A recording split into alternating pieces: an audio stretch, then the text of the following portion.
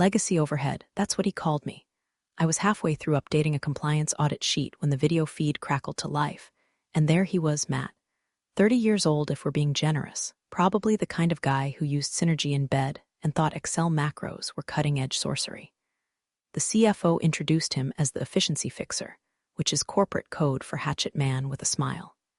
Tanned, tooth-bleached, or styled like he Googled alpha male fade. "Hi, everyone," he said, giving the kind of smirk you see on guys who still do keg stands at weddings. "I'm here to streamline operations and eliminate process redundancies." His eyes landed on me through the screen like he was scanning for which antique chair to throw out first. I didn't flinch. Just clicked save as on the folder I kept with every licensing document, federal renewal timestamp, internal compliance chain tied to my name, labeled it church pancake recipes, and backed it up to a private drive. Dana Miller wasn't going out like a rookie. By lunchtime, I heard him in the break room joking with 2 junior analysts about phasing out boomer infrastructure. I'm 42, not a boomer, but in Matt's world, if you don't tick-tock your workflow, you're obsolete. Then came the huddle. Open floor plan, everyone standing around like it was an exorcism of common sense. Matt pulled up a slide deck filled with nonsense phrases like agile compliance ecosystem and decentralized accountability hubs. I watched 3 interns nod like they were witnessing the second coming of Elon Musk. Some of our team members, especially those with legacy responsibilities, will be reassessed to ensure alignment with our lean strategy, he said. Then, staring right at me, "We appreciate your historical contributions, Dana." Historical, like I was a damn sarcophagus in HR's basement. I didn't say a word, just smiled. The kind of smile you give when someone walks into a bear trap you've been camouflaging for a decade. Oh, and quick pause before we keep going. If you're listening and not subscribed, help a soul out. I'm trying to hit 10,000 subscribers so I can finally afford a chair without a missing wheel. Seriously, 95% of y'all listen without clicking the button. Just one tap and you'll make this girl real proud. All right, back to the meltdown. That night, I stayed late, not because I had to. I wanted to watch the system breathe, like a mother watching her kid sleep before CPS shows up. I double-checked my credentials across 3 federal platforms: free active certification, renewal control, licensing PIN, and audit clearance, still tied to my name. I made sure the timestamps matched. Then I printed my contract clause, the one nobody ever reads. Section 7C. In the event of involuntary termination, all company-paid licensing responsibilities and regulatory certifications shall be considered void, and all credentials will be formally rescinded within 48 hours of contract nullification. Nobody noticed when I left the building, but I noticed the way Matt's eyes lingered on me that morning, like a lion staring at a cow, not realizing the cow has access to predator drones. You ever see a man mistake a fuse for a shoelace? You will. By the next Tuesday, Matt had taped a poster above the copier that said compliance not equal to complacency. The font was Comic Sans. Then came the real fun. Everyone, yes, everyone, was told they had to re-interview for their evolved role. It was spun like a bonding exercise. Like we should be grateful for a chance to pitch ourselves for the same job titles printed on our health insurance cards. One by one, folks shuffled into conference rooms like kids headed to the principal's office. The newer hires came out smiling, parroting things like, "Matt really sees me, and he's bringing fresh air." I wanted to tell them that kind of air comes from a busted sewer grate. When it was my turn, I didn't bring a resume. I brought silence. Matt barely looked up from his laptop. "Dana, you've been here a while." 10 years, I said, cool as a cucumber in a snowstorm. "Right, institutional knowledge, we value that." His fingers tapped the keys, probably typing Fire Dinosaur, into Slack, pulled up a half-baked organizational chart, and pointed at a box labeled Regulatory Stewardship. Under it, my name crossed out, next to it, Open to be reassigned. Then he clicked a tab labeled Q3 Renewal Delegation. My eyes clocked the file name, Q3 License Ruth Plan V1. In the comments, it read, "Can this be transferred downstream?" Downstream in Matt speak meant dumped onto someone too green to spell OSHA. I smiled, didn't flinch, but inside, a siren started wailing. When I got back to my desk, I opened the database I'd built from scratch in 2016. The one that tracked every compliance certificate, its expiration date, which governing body it reported to, and who had signature authority. There were 43 items on the list, 43 licenses, 43 pieces of red tape woven together into one tight, corporate noose, and all of them tied to me. Exported a fresh copy of the log, encrypted it, zipped it, renamed it Employee Birthday Cake List, and emailed it to a private account. Then I cleared the sent items. Call me paranoid, but I've seen what happens when children play with matches and call it innovation. Later that afternoon, he reassigned my inspection prep to a marketing intern who thought FDA stood for Food Design Aesthetic. No lie, she asked, if that meant redesigning the lunchroom posters. Meanwhile, I was tasked with reorganizing the janitorial supply shelf. He said it would keep me in the loop at foundational level. Foundational, like mold.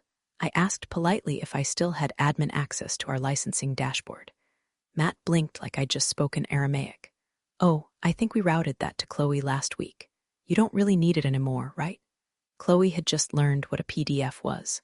I didn't argue, just nodded, logged into a terminal down the hall, and revoked her access from the shadow admin panel I'd never told anyone about. If I was getting kicked off the ship, I wasn't leaving the map behind. I walked past Matt's glass-walled office later that day.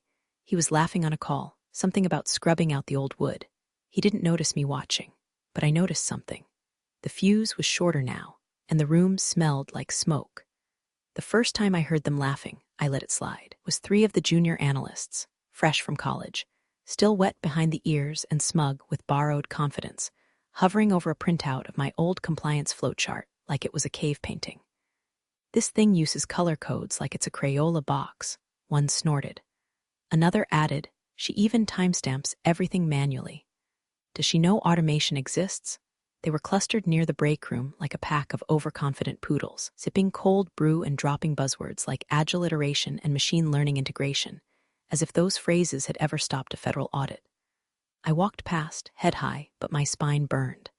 By Wednesday, I'd been locked out of 3 internal dashboards, 2 of which I designed. No warning, no access request. Just a red 403 screen and a pop-up that said, "Contact your system administrator." Spoiler, I was the system administrator, or had been. Emailed IT, no reply. I tried calling HR. The voicemail was colder than January in Detroit. Finally got a real person after 4 attempts. They said, "Sorry, Dana. All HR requests now go through your departmental manager." That's Matt. Like they were announcing the second coming, but with more hair gel and less divine oversight. I didn't reply. Just hung up and stared at my monitor, empty but glowing. Been cut off from every meaningful interface in less than a week. No explanations. Just streamlining. Matt was smart in that insidious MBA way.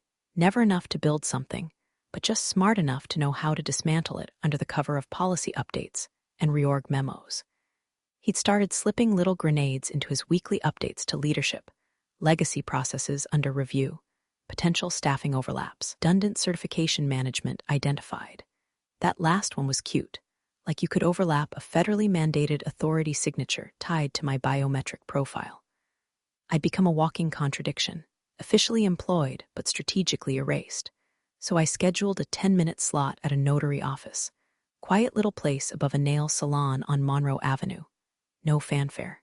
Just me, a stiff chair, a form titled Voluntary Relinquishment of Licensing Authority. I didn't sign it yet, just notarized the option. A safety pin tucked into my coat pocket in case things turned into freefall. Afterward, I walked back to the office with a peppermint latte and the deadest smile you've ever seen. Matt passed me in the hallway and said, "Hope you're feeling more aligned this week." I nodded, just tying up loose ends. He smiled, corporate snake smile you'd find in the self-help section of a Barnes & Noble, next to Crush It, and a scented candle. What he didn't know was that every loose end I tied came with a fuse, and I had the match. It happened on a Monday, because of course it did. The kind of Monday where the air in the office feels like microwaved plastic, and everyone pretends they like their jobs just enough to survive another week. We were all gathered for Matt's new weekly momentum sync, which was basically a TED talk for sociopaths. He stood at the front of the open-floor bullpen in his tight blue blazer and did that palms-out gesture like he was calming down a herd of sheep. "Let's start with some candor," he said. "That's how you always know someone's about to gut you in public, when they lead with candor. We've been doing a lot of reflection over the last few weeks," he went on, pacing like he was about to sell us timeshares in hell. While tradition has value, stagnation is a threat. He stopped right behind my chair. I didn't turn around. And unfortunately, he said, loud and clear, certain legacy roles are no longer aligned with our forward momentum. People started shifting in their seats. Some looked at the floor. A couple glanced at me. One kid tried to smile like this was normal, like we were just watching someone lose their parking spot and not their livelihood. Then came the final. Effective immediately, Matt announced, Dana Miller's position has been phased out. No warning, no meeting, no one-on-one. Just a sentence in the air like a bullet. I stood up, not because I was shaken, but because my legs felt too steady for how much they wanted to kick him through the wall. HR, two of them, both young, both avoiding eye contact, walked up holding a glossy folder like they were delivering communion. I took it, opened it, flipped to the termination page. No severance, just legalese and a line to sign. I pulled a pen from my own bag, signed it in a single stroke, then said, I'll need a printed copy. Matt blinked. It's all digital, I said, printed. HR hesitated. I stared. 4 minutes later, I walked out of that office with a paper copy, a stapled receipt, and the calm of a woman who knew exactly what she'd just done. You see, when I signed that form, Section 7C of my contract activated a silent clause across 3 federal databases. An invisible tripwire. Every active certification paid for by the company, my certifications, immediately queued for auto-revocation. Not just expired, not just suspended, nullified. At 7:13 p.m. that night, my phone pinged with a confirmation email. Your authority over licenses #CN 8835-44, #FD 2210-98, and #MDR 5081-02 has been formally relinquished. Entities dependent on these licenses will be marked non-compliant in 24 hours unless reauthorized by a certified replacement. I didn't forward it, didn't screenshot it, didn't even reply. I just sat in my apartment, sipped boxed Merlot, watched reruns of The Golden Girls, while the digital noose started tightening around Matt's precious forward momentum. And I slept like a goddamn baby. Wednesday morning started with a whimper and a very expensive box of nothing. At 9:04 a.m., procurement tried to confirm shipment of medical-grade filtration components for one of our biotech clients, stuff you don't even breathe near without 3 signatures and a biohazard stamp. The vendor's reply, cannot fulfill shipment, receiving entity listed as inactive. License CN 8835-44 expired. Contact listed certifying officer. Guess who that was? 10 minutes later, IT started logging anomalies. Logins failed. API calls choked. A scheduled data sync to the FDA's audit portal returned a rejection code. Invalid license holder. That same hour, our internal license dashboard, once as clean and green as a freshly mowed lawn, started lighting up like a Christmas tree in hell. Red alerts, inactive flags, credentials marked orphaned. Matt, ever the smooth-brained diplomat, strolled into the operations pod with a to-go cup from some downtown cafe and said, we'll just update the contact info. One of the compliance analysts, poor kid named Renee, tried to explain. Sir, contact updates require certification reauthorization. Dana was the certifying officer. Legally, Matt blinked, so do it anyway. She was the only credentialed officer with reauthorization authority across all active verticals. No one else is registered with the Federal Compliance Board, and the re-registration period, it takes weeks. There was a silence, not the awkward kind, the fatal kind, like watching someone realize the iceberg isn't going to move. Matt rubbed his temples and muttered, why the hell didn't anyone tell me this earlier? Renee, barely old enough to rent a car, replied, Dana was the one who told people that. Meanwhile, I was at home, in sweatpants, eating knockoff Cheerios and reading the whole thread from an anonymous email chain a former colleague had quietly blind copied me into. Someone even included a screenshot of Matt's Slack message to legal. Anyone know how to override a license expiry tag in the dashboard thingy? Called it a thingy. That dashboard had been my baby for 5 years. I designed it to lock down tighter than Fort Knox if certain revocation events fired. It wasn't just bureaucratic, it was surgical. If someone without the proper credentials tried to access a certification, it blacklisted their IP and auto-reported the intrusion to internal audit logs, which IT also discovered that afternoon, because Matt had tried to brute force his way in. By lunchtime, HR was getting panicked pings from upper management. Can we get Dana back? Does her NDA prevent communication? Who signed off on this? Nobody answered, because the only person who could have was too busy figuring out if she wanted soup or wings for lunch.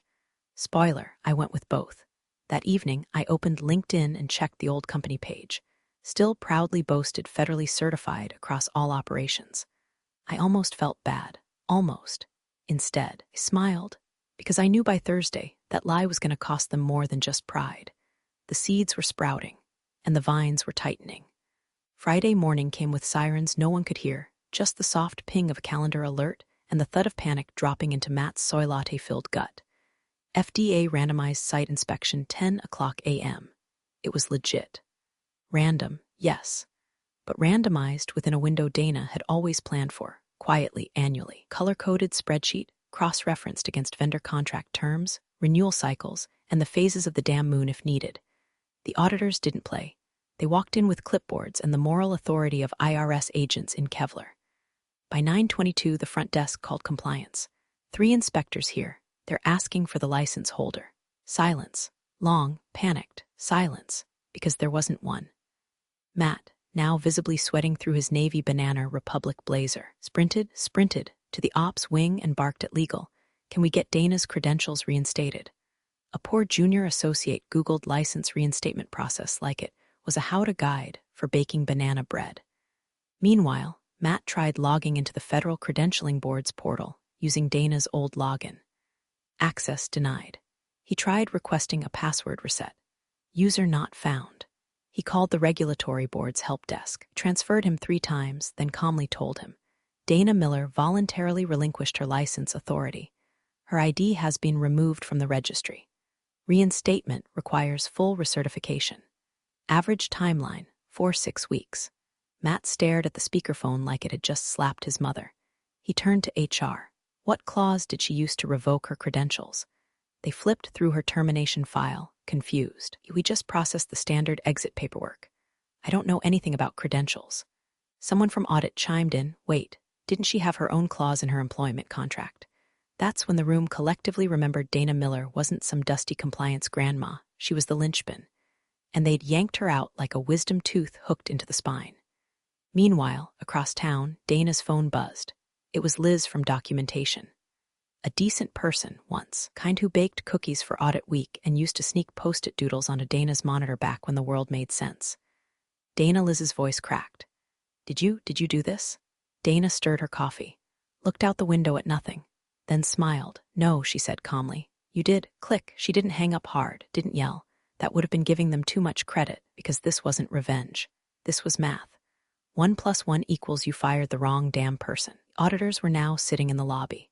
The company legally couldn't allow them into the secured wings without a licensed compliance officer present, which meant the audit couldn't proceed, which meant every single vendor and client relying on certified compliance for active projects would be in technical breach of contract in approximately 4 hours. And Dana, she was getting her nails done. Midnight burgundy, gel finish. Not because she needed to, because power doesn't need to raise its voice. It just has to walk away. Monday, 8:37 a.m. The building smelled like stale coffee, dried sweat, and the quiet shame of a company that just realized it stepped on its own oxygen hose. That's when he walked in, Gregory T. Winslow, CEO, cruise tan glowing like an overcooked rotisserie chicken, silk shirt, still creased from whatever Monaco resort he'd just floated back from. The man reeked of wealth, sunscreen, and complete oblivion. He strolled through the glass atrium like a Roman emperor returning from battle, waving at receptionists, throwing finger guns at junior VPs. Morning, folks. Hope y'all didn't burn the place down while I was gone. Nobody laughed. By the time he hit the executive floor, he had 3 unread urgent license compliance emails and a voicemail from legal that ended with the words noncompliance disaster. At 9:02 a.m., he burst into the ops room expecting some mild turbulence. Instead, he walked into a goddamn plane crash. Operations, frozen. Vendor shipments halted. Inspections failed. Certifications invalid. Clients livid. Revenue dashboard flatline. He turned to the room of red-eyed managers, jaw tightening. Who's handling this? All heads turned toward Matt, now looked less like a visionary and more like a middle schooler who just flooded the gymnasium with glitter glue. Gregory pulled up Dana's termination paperwork on a wall-mounted monitor. Read it in silence. Then scrolled some more. Finally, he said it quietly at first, like he couldn't believe the syllables as they came out. You fired the license holder? Matt opened his mouth, closed it. Gregory's voice didn't rise. It dropped. Fired the person with sole federal licensing authority across all departments. Matt stammered. Her responsibilities were deemed redundant. Gregory laughed, but not like a joke laugh, more like a I just found out my kid sold our car for crypto laugh. He pointed at the screen. Her name is on every regulatory document, every active license, every renewal path, every legal compliance chain this company depends on to exist. Flipped open a manila folder legal had rushed in with. Here's our top 5 suspended vendors. All contracts frozen due to expired certs. And here, he tossed a paper onto the table like a blackjack dealer, Dana Miller, listed on every single one. Gregory spun back to the room. And you let a kid who still writes in buzzword soup fire her? Matt tried one last Hail Mary. I thought we could reassign it. IT said we could just update contact info. It's a federal license, not a damn email alias. Gregory thundered. Silence. Then he grabbed his phone, looked up Dana's contact. Nothing. HR piped up. We tried reaching her. She's unresponsive. Gregory sighed, sat down, rubbed his temples like the sunburn had crawled behind his eyes. Then, get her back, Matt coughed. She might not want to come back. Gregory looked at him like he was a bug crawling across a brioni loafer. Oh, she'll come back, he said. We'll pay. Ravel, name a wing after her if we have to. But deep down, even he knew. The woman they tossed like moldy leftovers now held the keys to their entire damn kingdom, and she wasn't standing at the gate anymore. She'd built another castle, and inside every blueprint they were scrambling to recover, her name was still printed in permanent ink. Justice didn't scream. It just watched the guilty bleed out on their own spreadsheets. By noon, Ina's inbox had 6 messages flagged high priority from at Winslow Enterprises Com, and 1 voicemail from an assistant named Trevor, who sounded like he hadn't slept since Thursday and might be on the verge of selling a kidney for leverage. The subject line on the final email: urgent, return requested by CEO directive. Dana didn't open it right away. She finished her late breakfast, 2 eggs over medium, sourdough toast, the smug silence of a woman whose enemies were now taking meetings under fluorescent lights, while she basked in the soft hum of a home espresso machine. Across the city, Gregory Winslow was pacing his executive suite like a lion forced into customer service. Matt. Oh, Matt was now Associate Project Liaison Level 2, which is corporate for sit down, shut up, and don't touch anything that requires a password. His standing desk was replaced with a creaky hand-me-down, his monitor downgraded to a 19-inch square. The only thing agile about Matt now was the speed with which he got thrown under the bus. Gregory had legal draft up a proposal to Dana within hours. Consulting role effective immediately. Term contract, 6 months minimum. Reduced salary, but generous bonuses promised based on results. And of course, a full gag order. No social media, no interviews, no comments to regulators. Total silence. The offer came wrapped in digital gold ribbon and a groveling note. Dana, we recognize the critical nature of your previous contributions. Please consider this opportunity to help us restore operational integrity. We are prepared to be flexible. Let's rebuild together. Greg Dana reread it twice. No mention of an apology.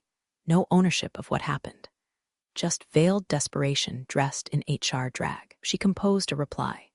Subject, return requested by CEO Directive Gregory. I appreciate the offer. Truly. Unfortunately, I don't return to burned buildings, especially the ones where I was thrown into the fire for streamlining.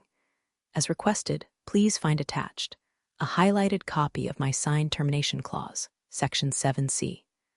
Formal confirmation of license revocation from the National Registry Board. Screenshot of your company's certification dashboard, taken 72 hours post-termination. You'll notice my name. Still listed, grayed out, irreplaceable, wishing you compliance and clarity. Dana Miller, no flair, no threats, no negotiations, just receipts. She clicked send and exhaled, not like a woman mourning a lost job, but like someone closing a door they built, installed, and locked from the outside. Gregory read the email in silence, didn't forward it, didn't reply. He just leaned back in his chair, eyes locked on that grayed-out dashboard screenshot, and for the first time since stepping off his yacht, he understood They hadn't just fired an employee. They'd excommunicated the one person who understood the religion.